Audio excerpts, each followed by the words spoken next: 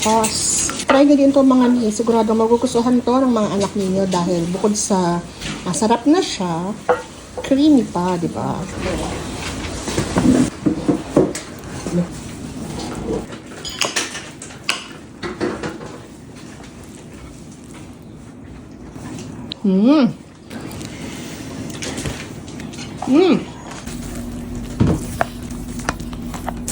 Lalagyan ko lang siya ng salt.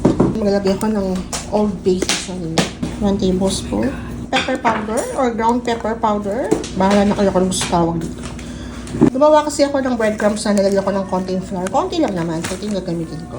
1 cup. Ang bind natin yan. Massage ko lang. Pwede kayo maglagay ng egg pero ako yung maglagay ng egg. So ito, wala to masyadong pampalasa kasi babawi tayo mamaya sa sauce dito sa recipe natin for today's video. Ganun. Konting cooking oil. So kailangan mong haluin mabuti para mag-incorporate sila all together. Naglalagay lang ako ng konting oil dito sa kamay para pag nagbilog tayo, hindi maligyan.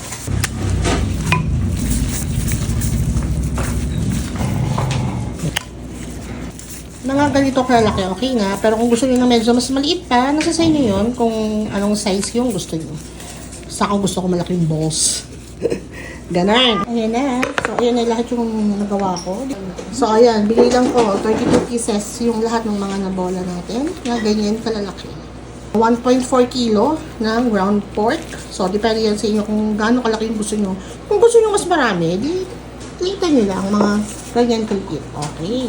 So, ilagay ko ito sa freezer ng at least mga 30 minutes. Para lang mag-set siya, para pag finry mamaya, hindi siya maglalasog-lasog or maghihiwa-hiwalay. So, ayan na ni. Ayan. So, na-freezer ko na to. At ayan na siya. So, ipa-fry ko na. Dasalan muna natin para sumarap. Cooking oil. Spread the love.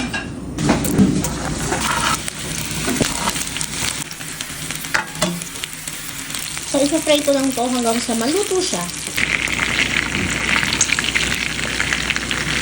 So, ayan. Okay na.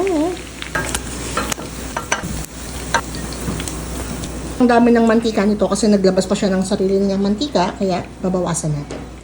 So, nabawasan ko na yung mantika pero mag-add ako ng butter. Habang nag-melt yung butter, lagay ko na yung mga mushroom. Canned mushroom. I-brown ko lang ng konti itong mushroom para lumabas yung linam niya. Okay na itong mushroom natin mga ni.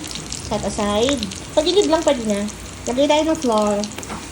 Tutuin natin yung caramel din. So, ayan na. Naamin ko na yung flour. Pwede kasi na paggalong.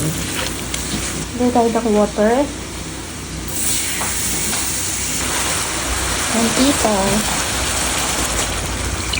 More. Buhos ko na to. Yung baso. So, maglagay tayo ng isang beef cube.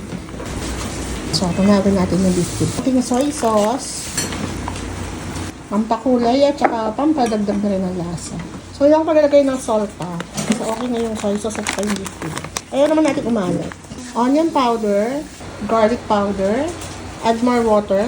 Dahil more sauce pa daw, dapat titikman natin to kung okay na ba yung lasa niya. Ang sarap. So, ayan na mga mi. Para syempre gusto namin creamy, kaya maglalagay ako ng all-purpose cream.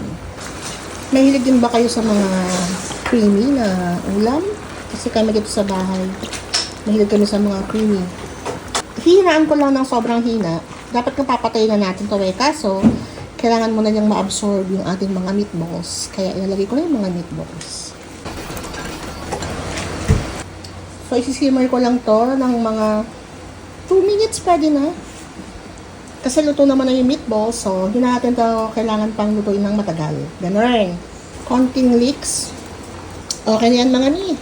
Kain malala na naman mga ni. Panalo to mga.